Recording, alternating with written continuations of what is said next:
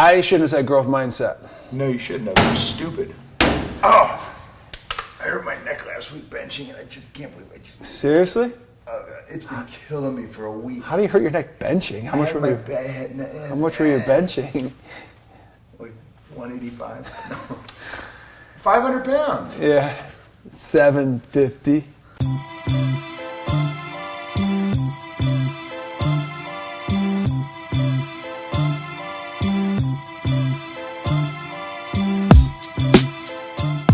Hey, sweethearts and heroes, it's Coach Spector here with Tom Murphy. We're in the lab talking about the 4 empathy killers. Empathy killer number 1 was the personal disconnect that happens from technology.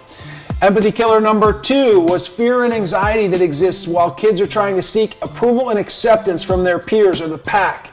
Empathy killer number 3 had to do with the lack of willingness to feel vulnerable or the lack of vulnerability that exists in the world today. And empathy killer number 4 is going to wrap up our 4 killers, and that is the immature brain. And who better than Tom, our brain expert, and he's protecting his right now to talk about the immature brain. Immature brain. I love talking to teachers about this. I love talking to parents about it because all too often we, as especially parents, we try and rationalize with something that isn't even fully formed. In a young person, it could be as late as 25 before that brain is formed.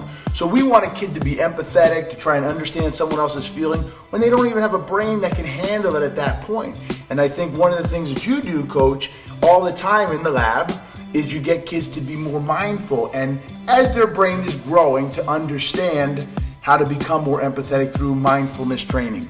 Right, I think it's our responsibility to exercise a lot of patience when those immature brains start to flare up. I know for me, the worst part of my day with immature brains is after lunch. My 2 classes that come after lunch, I do some meditation with them, I focus on some breathing with them, I even do some mental imagery, and it proves to be very successful to get them back to a mindful state where they're operating from a higher level of consciousness. And we can reverse empathy a little bit by focusing on all of these empathy killers that we've talked about in the last couple of weeks. And the last one, wrapping it up, the immature brain, is probably the one that teachers have to be most mindful for. Good thing to talk about in the lab. Boom.